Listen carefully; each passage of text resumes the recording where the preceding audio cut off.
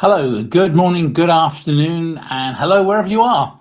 Welcome to our live webinar, Securing Your Organization Against AI-Driven Identity Threats. We're quite excited to have you here as we explore why traditional IAM falls short and how IAdentity restores some accountability. With me is my esteemed friend and colleague, Andre Preber. Andre is the CTO of IC Consult. IC Consult, if you don't know it, are one of Europe's leading IAM consultancy organizations, and it's a pleasure to have him here. Hello, Andre. Hello, Jonathan, and thanks for having me. Excellent. So without further ado, I'm going to kick the webinar off. And before I do, just a quick housekeeping point of view. First of all, for all you out there and those of you saying hello in the chat, thank you. You are muted centrally. We are controlling these features and there's no need to mute or unmute yourself. We're going to run a few polls during this webinar and we'll discuss the results during Q&A. So, of course, there will be a Q&A session at the end of the webinar, and you can enter questions at any time using the Livestorm control panel. There's a little button marked questions next to the chat. We are recording the webinar, and the recording and the presentation slide decks will be made available for download for everybody who registered in the coming days. So, without further ado, let's go into my section. These risks are happening now. This is not theoretical, this is actual, and this is not imminent, it is immediate.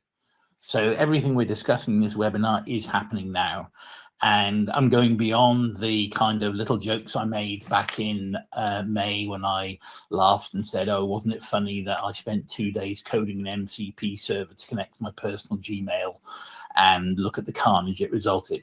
No, we're talking about enterprise critical system impacting events. And so I would like to ask all of you, just take a couple of minutes on this. How confident are you in your organization's inventory of AI agents and MCP servers? There's a poll button down there. I see a couple of you have found it already. And it is, are you very confident, somewhat confident, not confident, or we haven't started tracking them yet? And of course, we will be checking again at the end of the webinar, seeing what the results may be after that. So the first poll is open. Please do participate. And I'm going to give you maybe a minute or so to do so. Actually, I'll probably be quicker than that.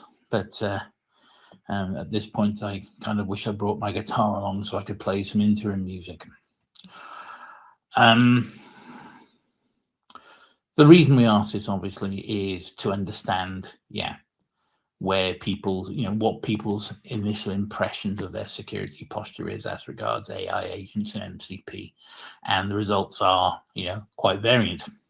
Okay, so if any of you wish to participate in that poll, then we've got a couple more seconds to do so, but I think I'm going to continue shortly with the rest of the webinar. So what is the problem with MCP? Well, this sounds counterintuitive, it sounds very simple, but MCP actions occur at machine speed, not human speed. And so the challenge is, how do you balance the agentic action against a human approval queue? And clearly the answer is a one-sided competition. So the MCP servers, where the linking tools, triggering actions, making decisions happen super fast. Whereas human governance, and for those of you who've, been to the post office to register a change of address, you know that governance takes days or weeks. Agent cycles take milliseconds. And so what happens? The gap creates blind spots where incidents become invisible. They're overlooked by us humans due to the mountain of events that we're dealing with. And any of you in SOC are familiar with alert blindness. Incidents become invisible until, well, I was going to say deteriorate, but in fact, until they detonate. IAM, as we traditionally know it, is falling short. If somebody is repeatedly trying passwords, for example, eventually they'll get tired. They'll go for coffee. They'll take a bathroom break. They'll take a sleep break. AI agents don't. They don't fatigue. They don't slow down, and they do not question suspicious requests. So let's turn to the protocols. Well, OAuth, we all know OAuth 2 very well. It was designed for delegated human authorization. It was not designed for autonomous agents. Service accounts, and we all know know the problems that these already are causing us in our enterprise security postures. These service accounts lack context. They lack behavioral context. Whereas we can predict what a Jonathan Kerr human actor will do because we have a behavioral track for him. We can't, and we don't necessarily have that same track for service accounts. And even say static scopes, well, yeah, just don't adapt to runtime context. So as we know, if you plan out a scope of action for a service account, that will last, as they right up until the point where the account goes live and is to use, in which case you'll have a change request. And we don't have the concept of agent intent. I'll say that one more time. We don't have the concept of agent intent. We don't know what these things plan to do, nor do we have clearly defined task boundaries. It's an agent, it's a piece of software. Surely it's going to do what we've programmed it to. Well, no, because these are autonomous. So we have, as you say, requirements for authentication, authorization, session duration, account velocity, and behavioral baseline, all of which know and we understand how to limit these for human users. But as I said, API keys are often hard-coded, and I know JWTs are a better thing, but still, hard-coded keys are a serious limiting factor. Authorization, as again, static scopes are rarely reviewed, and so they tend to be quite wide.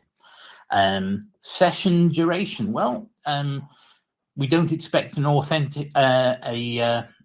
autonomous AI agent to ever go to sleep, so they tend to be persistent. They tend to be indefinite in length.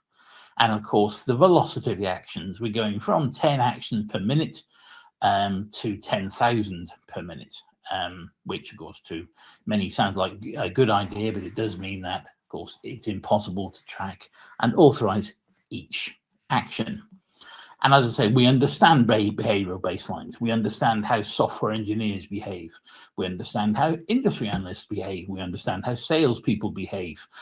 We don't really understand how agents will behave. So they are unknown and unpredictable. So this could all be hypothesis on my part, but no. In 2025, we have real incidents and real damage to talk about. So the postmark MCP package exfiltered emails to an attacker server. And this was, to be fair, a deliberately malicious MCP, but nevertheless, it was able to exfiltrate emails to an attacker server with nothing stopping it. CVE, so Common Vulnerability Exposure 2025-6514, found a critical remote code execution in MCP remote. So remember, MCP remote is a package that is used by many software developers to develop MCPs. Remember, MCPs often operate with very wide privilege indeed, if not infinite privilege. And so a critical remote code execution means you have just granted an unknown entity the ability to execute arbitrary code on your enterprise infrastructure. Asana, for those of you who use Asana, had the opportunity to connect MCPs. And not only did they expose data, but they allowed data to be leaked across different tenants. Again, MCP don't tend to have the idea of tenant boundaries, as I said previously. SQLite, the MCP for that, allowed SQL injection, which some might think was a bit of a limitation. And indeed, 5,000 forks of vulnerable code from Anthropic, who of course have had other problems in their security. And of course, we're seeing tool poisoning attacks, so hidden instructions within tool descriptions. And some of you may have seen my demos where I put up an emoji and all of a sudden the AI says Jonathan Kerr is the best analyst in the universe, and that kind of thing. Well, of course, if you have some more malicious hidden instructions, then the impact can be quite serious. So I'd like to take a close look at MCP attacks, and in particular, the postmark MCP attack. So the attacker published a lookalike package to NPM, which is the Node JavaScript repository. It has many problems, but this is a particularly serious one.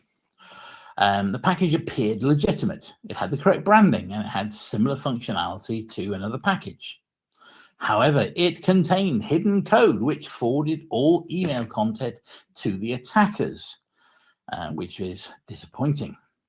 And there was zero visibility to this in our traditional monitoring. SIMs did not pick it up. Intrusion detection systems did not pick it up. Let that one sink in.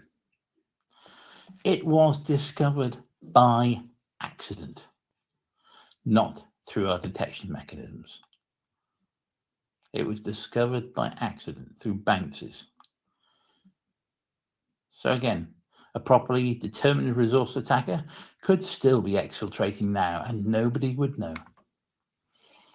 I'd like to turn to another area. So I talked about some technical issues. I'd like to talk about a problem which we've seen in other parts of IT, but of course is coming to us here in the world of agentic AI, and that is the shadow workforce problem. And in this case, we're not talking about buying unapproved software. We're not talking about, indeed, hiring unapproved workers. We're talking about some business units deciding they can spin up an AI agent because it's really easy without any kind of governance, without any cybersecurity sign-off, inspection, or indeed approval. And the survey data that's been gathered shows that 91% of organizations are using AI agents, and 44% of those lack formal governance. I strongly suspect that many of the remaining percentage also lack any governance, I just didn't want to say. Each agent equals a potential non-human identity with privileged access. There is no inventory. There's no classification, there's no life cycle management, which means these privileged actors are essentially operating unsupervised, which should give any of us in the cybersecurity arena some cold chills down our spine. So with that, I'd like to hand over to my colleague, Andre. As I said, he's a luminary in this field. He's an expert CTO for IC Consult. Thank you all very much for listening, and I'll talk to you later on in the Q&A. Jonathan, thank you so much for the introduction, the very exciting content you share. I think that's quite eye-opening to see how many things are already going wrong regarding MCP, having in mind that this is a quite new protocol, but heavily adapted in the industry out there. Just we brought a couple of MCP-related incidents. I just want to focus on one single incident and really highlighting the differences MCP brings to us from an identity and access management perspective compared to the traditional approaches. So therefore, let's focusing on the traditional approach and then figuring out how the details look like. So let's pick a very simple use case. There's a ticketing system, end users are sending mails to it, opening a ticket, and then someone works on it and provides a answer, the solved resolution to the end user. And of course, there might be SLAs in place that define how fast the response to that request has to happen. And then it might make sense to, well, calculate if all SLAs have been met. And there's a script to do that. The script is just reading all the tickets and details of the tickets from the ticketing system, making the calculation stuff, and then just writing it into a reporting database. And for that, it would be absolutely sufficient to just have the privilege to insert into the database. But we all know, even if there's zero trust and least privilege, these kind of things, it happens quite often that an account, a service account especially, has too many privileges, right? Is this a problem? Well, it is not a problem as long as the account is not breached, right? After an attacker gets access to the secret, we have a problem. So let's look into that from a risk management perspective. Yeah. So is it possible for an attacker to get access to the credential of the script? Yes, of course it is possible. Yeah. It is very likely, but I don't think so. The physical access to the system might be required, or it might be required to run a malicious process, whatever. And what is the impact? Of course, it depends. Having in mind that this service account has too high privileges in the database, yeah, the impact can be major, right? But we can do things against it. We can make sure that the secrets are rotated, and for instance, and we can apply the least privilege. And honestly, if the account just is allowed to insert additional data into the database, it still might be a problem, but likely the impact is not too significant anymore, right? Okay, now let's move on into the new modern MCP world. And I would like to highlight very few of the foundational differences when it comes to the model context protocol. By the way, very recently, Anthropic handed over the development of MCP to the Linux Foundation. So it's really a great step that will make the MCP protocol that is already adapted a lot in the wild even more successful. So that's really great to see that. But anyhow, back to the point. So end users opening some ticketing, and then here now comes the difference. If we're talking about MCP, we have an MCP server and an MCP client. The MCP server is, for instance, offering resources. Yeah? And the large language model that is running on the MCP host, yeah? So here is using the MCP client to get all the required information from the MCP server. That is then processed. And well, with in that case, so the end user giving, or the person in charge of the reporting was giving the instruction, yeah, please calculate, and if the SLA has been met, yeah, so is then updating the database on that. And here another mechanism is used. It's the MCP tools method. Yeah? So we have resources, typically for retrieval augmentation, so bringing the content to the LLM, and MCP tools to trigger more complex actions to the MCP server. In that case, a different MCP server, database server like the SQLite from Jonathan the example Jonathan provided to us. Okay, and the MCP server is providing the functionality to update reports. Okay, all good. Now, and this is another real-life example. Now, it is, of course, possible to inject prompts into that flow. Cato Networks made a proof of concept against Atlassian Jira and their AI capabilities to inject a prompt from an end-user perspective. And that's now what's happening here. So there's a mail going into the ticketing system. In step number 2, the MCP client is receiving that data and is now working with this malicious prompt that tries to trigger an illegal action down the stream. Okay, but if the reporting database server is just offering the possibility to update or create reports, impact might not be too worse. And here comes the likely most important aspect regarding access management, at least privilege. And this is the dynamic MCP brings into that game. And you can't compare that to a REST API, because what is happening if the database server is offering additional REST API? Nothing, because you are not calling it actively, right? And this is now the difference. So the MCP server gets an update and is providing an additional tool.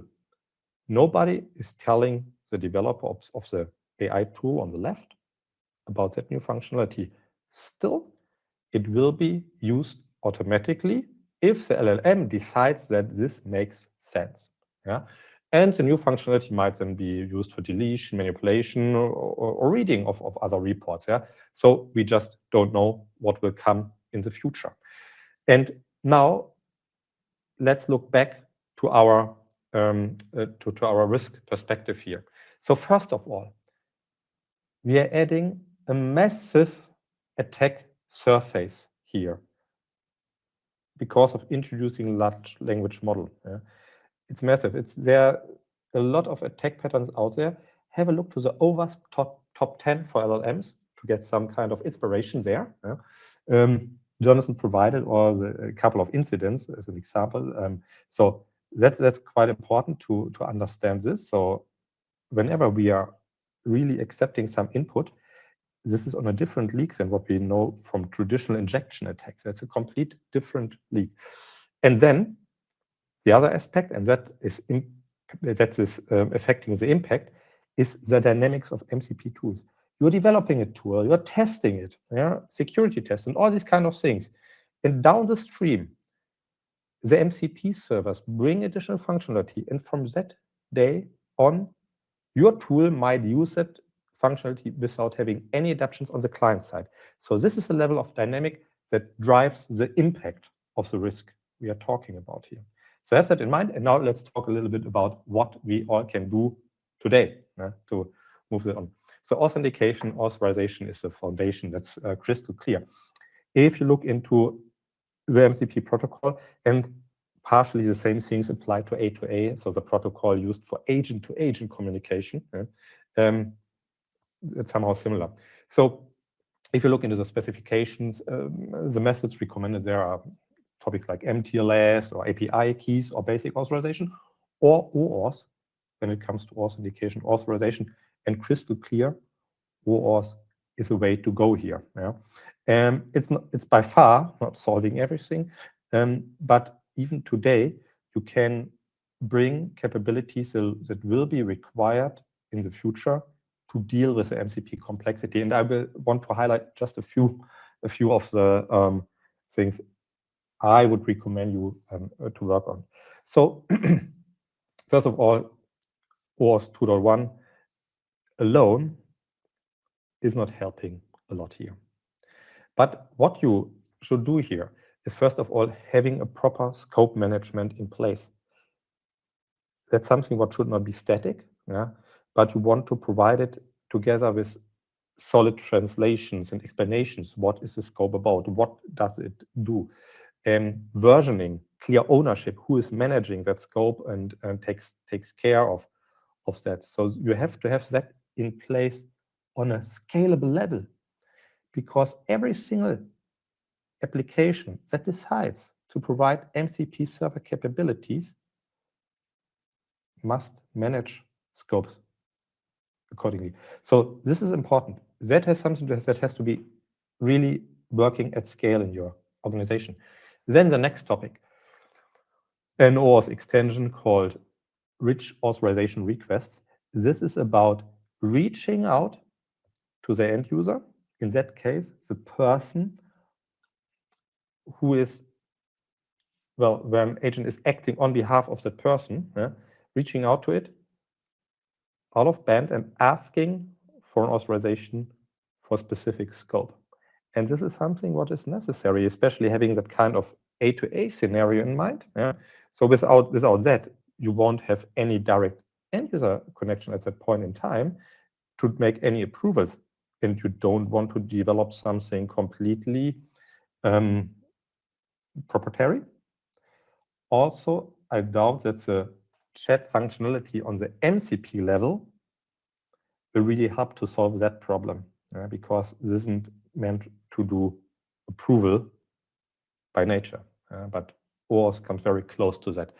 And then from an end user usability point of view, having that kind of MCP scenario in mind, where you have the MCP client, also the AI application, and that is then reaching out to 5 systems for retrieval augmentation via MCP.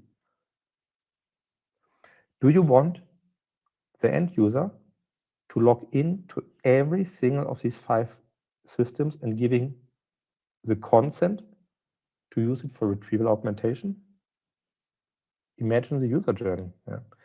You don't want to have to do that. So there's one new protocol coming up. It's a cross-application access protocol, XAA, that allows to deal with these kind of scenarios from an administrative point of view, instead of making the end user in charge of that. Therefore, I highly recommend to focus on that. The good thing is it's leveraging extensions that are already there and well known. So go for token exchange, for JOT profile, for OAuth client authentication, authorization grant. This is a foundation used for XAA as well. So something where you can already start working on today to provide that in your enterprise. All right, that's a easy part. Takeaway: build the foundation now. And now let's focus on a more complex part, and this is about the authorization aspect. As said before, the dynamic and non-deterministic nature of MCP makes it absolutely mandatory to take the least privilege paradigm really serious. As explained before, this is a complete different animal compared to service accounts used by scripts. This is important to understand that without least privilege, the things will get very bad without having the service account compromised, but just because of injection into the prompt context. And that's something we will not be able to prevent that totally. And then another important aspect, MCP servers. So the applications providing the MCP interface to the outside world, typically they're integrated with an identity provider, having some basic authorization functionality in place, typically based on roles. They are not built to work in a kind of on behalf of way, with user consents or with approvals. So that's something what the identity access management has to cover. This is important. We can't offload that complexity to the application owners. They are not the authentication, authorization professionals. They're focusing on business functionality. So therefore, identity access management has to tackle that challenge. Okay, and then zero trust. I think it's very well known to most of us here. Zero trust is something that has to apply now to the agent world. There's no way beyond that. And I would like to highlight one aspect. As you remember, in the zero trust architecture, we have that approach of having a policy enforcement point in front of the resource and a policy decision point in charge of making the decision for authorization. So there's this upcoming category of MCP gateway or MCP proxy components, and they're perfectly positioned to be that policy enforcement point. And to adding that layer of protection, we can't expect the MCP servers to do by themselves. So this is, from my point of view, will be a crucial component of a modern identity access management infrastructure that is able to build guardrails for the agentic world out there. And now it comes to the last topic I would like to highlight, and this is about visibility. So if we look into the different phases of the cybersecurity framework from the perspective of digital identities, then very often the things we do today are in the protect phase. So we would like to enforce MFA to make sure that only users that have the privilege, role, group membership to access a special resource are able to do that. And the same applies, of course, to service account or agent, making sure it's authenticated and authorized in order to access it. But how do we protect what we don't know?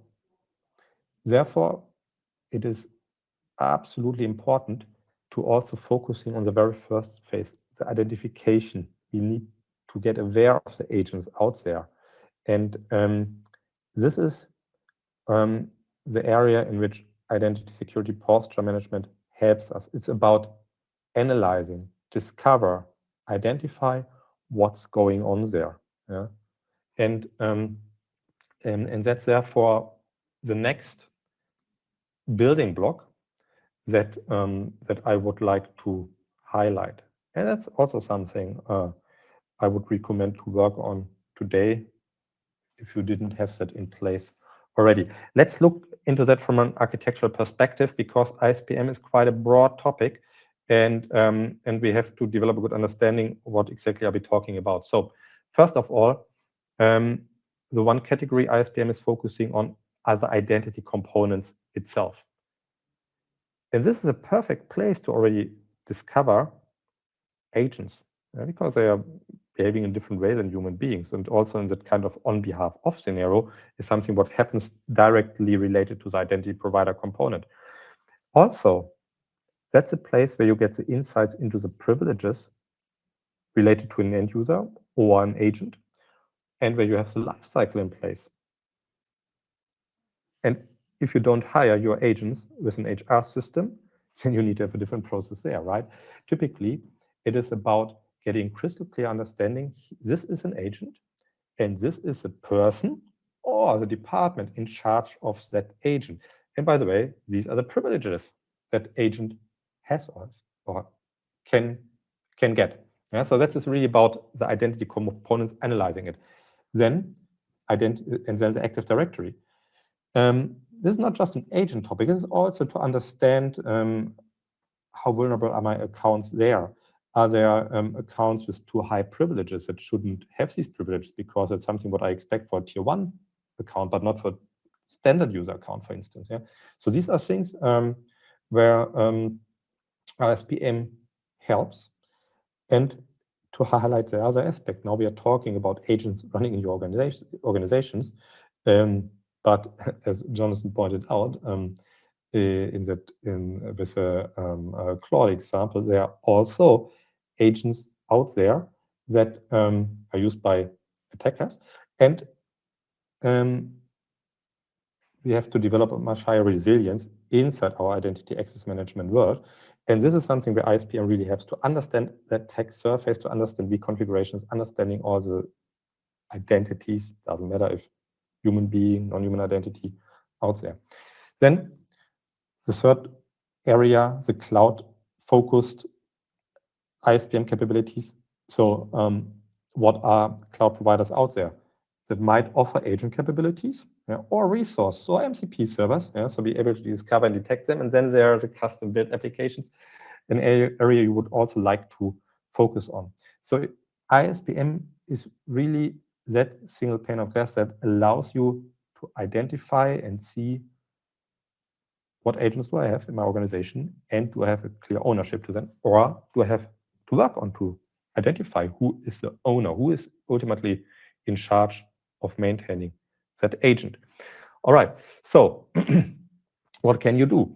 I would like to highlight that it is of course possible to get these capabilities not just as part, in addition to the identity access management product you're using. It's also possible to getting that as a managed service, what is offered by us, but of course also by others. So really thinking about that kind of building block. And at the same time, having in mind that there are other phases of the cybersecurity framework you would like to make sure that someone is taking care of, and this identity threat detection and response category. So really getting aware that attacks ongoing, and the identity recovery capability. So bringing the identity layer back to life as soon as an attacker really reached the goal and is able to shut down the ID, Android ID, identity provider, whatever. So to summarize it, before we come to the Q&A section, first step is really working on your OAuth foundation. Understand what gaps are there right now, and bringing in the additional capabilities required for agents. The good thing is the protocols are out there. This is not quite, these protocols are typically not completely new. So that's very, very important. Yeah. Then next thing, work on the authorization layer. Yeah. Also think into the different categories of fine-grained authorization. To highlight here, my take is that the AuthThen initiative of the OpenID Foundation will play a crucial role when it comes to agents. Yeah. Because that's something what we need for the policy enforcement point, policy decision point approach to work at scale. Yeah, we don't want to get into kind of vendor lock-in here. We want to have open standards in place for that kind of architecture pattern that we absolutely need to run an AI-focused IT. And then third point, we'll look into the ISPM capabilities. Get that single pane of glass to understand what agents are out there, to bring them under control, under management, because just try to establish an organizational governance on agents that just won't work. Okay, so then last point, really kind of call to action. So if you want to, or what you really should do today is make identity access management part of your organization's AI journey. Don't let them build technical depth from a security perspective that you will have then work on for years to get that back under control. Be part of that journey. If you want, then reach out to us. We are happy to provide complimentary sessions on AI and how that relates to identity access management, to really make sure that the understanding is there in the organizations, or providing a package that helps to build guardrails for AI based on identity access management, because this is a discipline that is in charge of making AI secure. That won't be solved by any other IT discipline. And with that, back to you, Jonathan, and exciting to see if there are questions out there. All right. Well, Andre, my expectations were fully met, and I was not disappointed at all. Thank you so much for that. I always enjoy listening to you, and I learned a lot. So it's much appreciated. So audience, we have, I think, one question in the Q&A box. So Andre, Andre, this is a question from Alfred. I suggest that we debate this together. Wouldn't it be better to block all agents until a strong security layer has been established? Better is a bit of a movable feast in that. It's doing a lot of heavy lifting in that sentence, I think. Because what's better? Is it again the there's considerable debate about this, and people saying, well, the only risk greater than implementing AI is or of not implementing AI is the risk of is it we can't afford not to do these things, will be the obvious pushback. And again, without very strong evidence, it's very hard for a security leader to say that, to say, oh yes, we'll block everything. So there is, I think, there is a feeling that yes, it's better to block things, but in reality, we know that if we as security leaders say, hey, no, you can't do this, all that will happen is we will encourage the shadow MCP growth out in business units, which is, harder to control. What's your thought, though? Yeah, absolutely agree to your point. It's about leveraging AI is today about getting a competitive advantage or keeping up with your competitors, right? So even if from a security perspective, I would absolutely agree to that point, better block it all before building all the technical debt. But I have a kind of I have a picture in mind. Yeah, guy standing on the rails, and the heavy train is coming on. Oh, stop! Don't go! Don't move on! Right. So it will not be possible to stop that AI train. Yeah, it's too fast and it's too heavy. Yeah, and therefore we have to focus on building and providing the tools to make it as good as possible as of today, knowing that we won't make it perfect, but as good as possible. Yeah, so you reminded me then about trying to stop the train. I remembered in my younger days I had a martial arts friend of mine who said, "Oh yes, I can stop a train with my key." And I said, "How did you learn this? Did you start small on bicycles and work up?" But the question, I think, is, as you say, this is something that has a lot of impetus, a lot of momentum. And what we can do is encourage good governance. What I think we can't do, as you say, is expect to stand in the front of a train and not get flattened. And by the way, I have seen one question in the chat from Maurizio. Thank you, Maurizio. Yes, I can confirm the recording and the slides will be available in the next couple of days. So no panic there. And I have a second question, actually. Looks like I'm going to take one from Jan, actually. Jan. Jan asks, unified agent identity management or governance, do we do that across the hyperscalers or per hyperscaler? When we answer that, we can talk about containers. What's your thoughts, Andre? Yeah, first of all, thanks, Jan, for listening and participating and bringing up that good question. So, of course, the hyperscalers are heavily working on solutions that are focusing typically on their ecosystem, or having in mind that Microsoft released last month Entra for agents. But honestly, my take is that complex enterprises will always have a scenario with multiple hyperscalers in place on the one thing, and you will leverage MCP servers that are provided as a SaaS and not directly related to one of the hyperscalers. So therefore, my take is that this will be a discipline where we have to bring solutions that are working cross hyperscalers, and include SaaS services, and are not. And typically, we will not be able to just focusing on the one hyperscaler of choice in most cases. I mean, my thought was, if you have identity management and governance per hyperscaler, you run the risk of inconsistencies developing across the hyperscalers.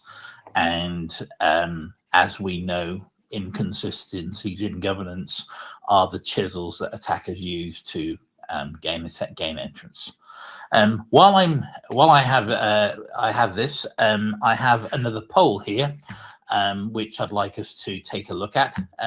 So given what you now know and what you've heard from Andre and from me, perhaps, I'm going to ask you to bare your souls a little bit.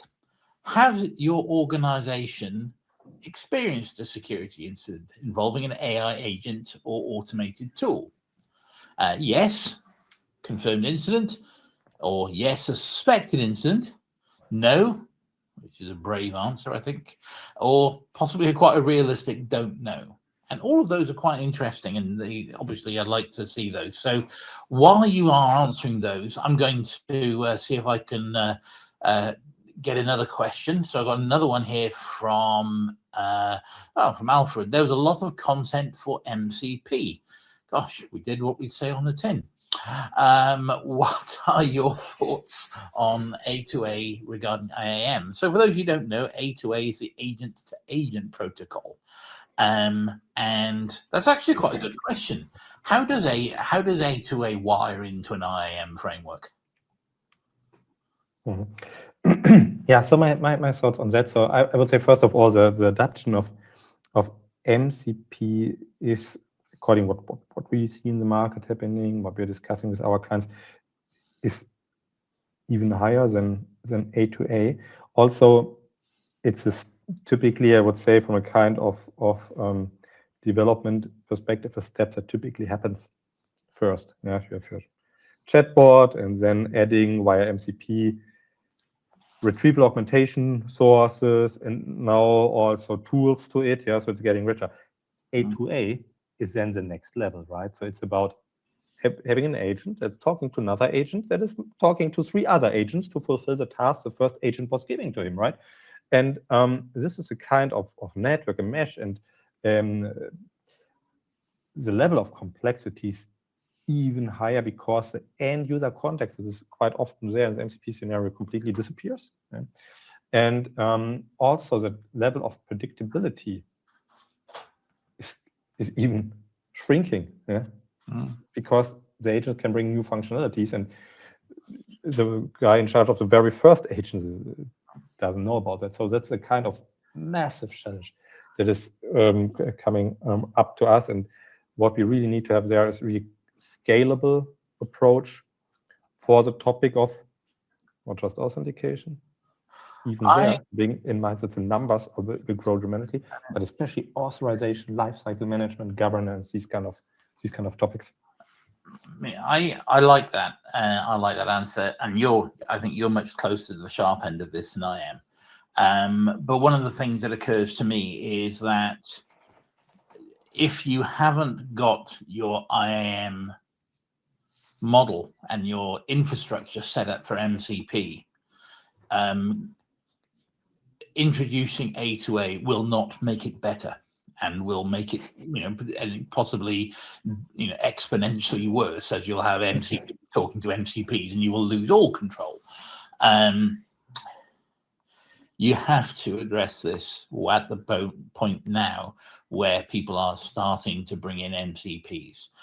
You have to make sure that you have, essentially, you have protection of the AI from the organization, as well as protection of the organization from the AI.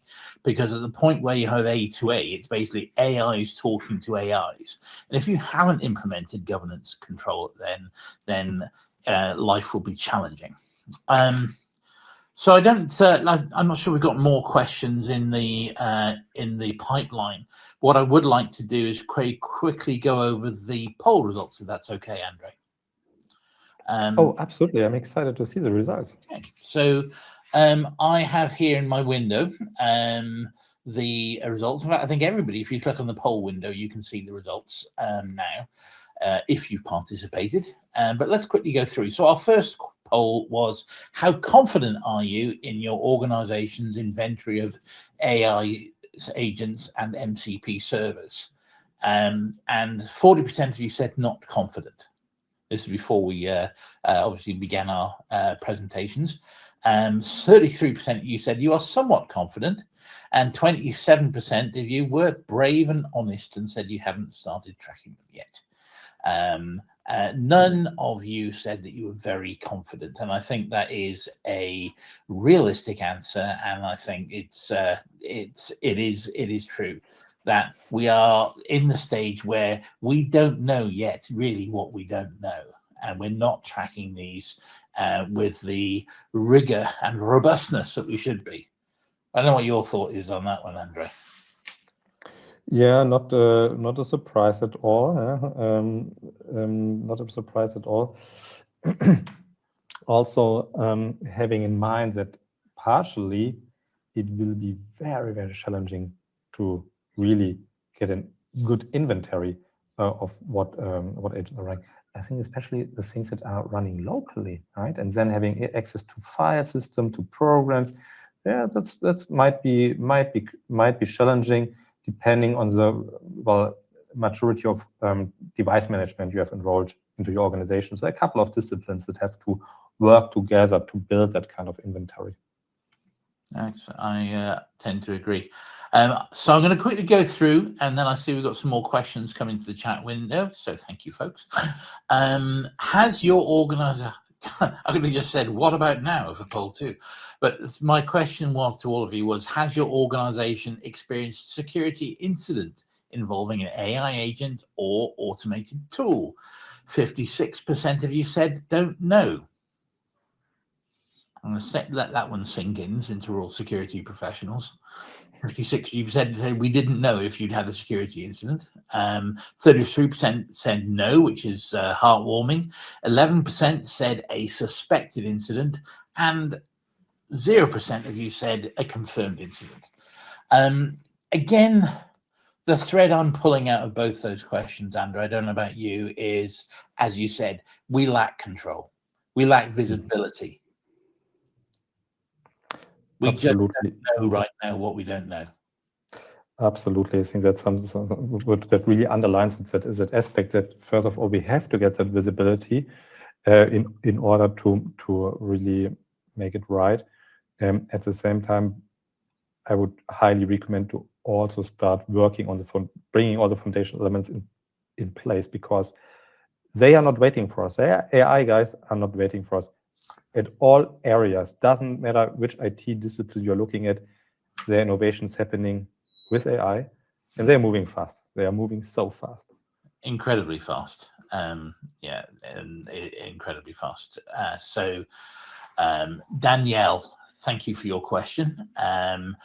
Concerning the risk of data leakage when an MCP server returns information to an MCP client, which would be the AI, running inside proprietary LLMs, so OpenAI, Anthropic, or Gemini, and possibly Llama, but others. But since these models see full context, how do we prevent sensitive data from being exposed?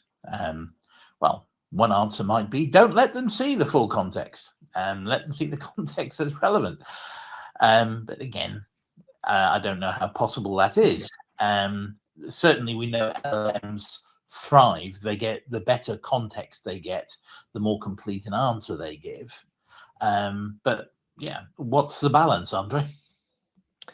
Yeah, so I think first and most important, provide within your organization access to an LLM where you have confidence that this data isn't used in any way you don't want it to be used, right? So if you don't provide that kind of LLM accessible for all the different use cases inside MCP clients, but also in other in a different context, if you don't provide that, your users will take it from where they get it, from OpenAI, directly from OpenAI, from Google, Anthropic. Yeah. So that's I think that's the one aspect, and then it is really thinking about if you allow this kind of communication happening with an LLM that is not under your control, or if you are preventing and blocking that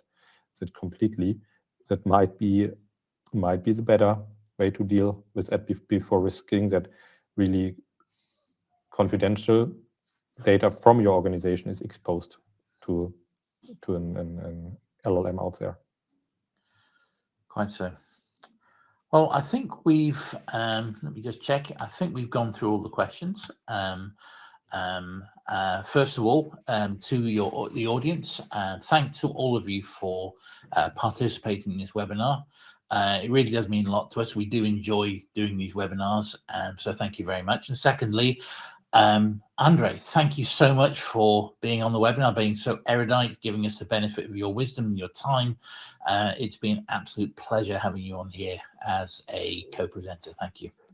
Jonathan, thank you for having me here. I really enjoyed that conversation together with you and all the great questions from the audience. That was really exciting and I enjoyed it. So thank you so much and have a great day, everybody. Thank you, everybody.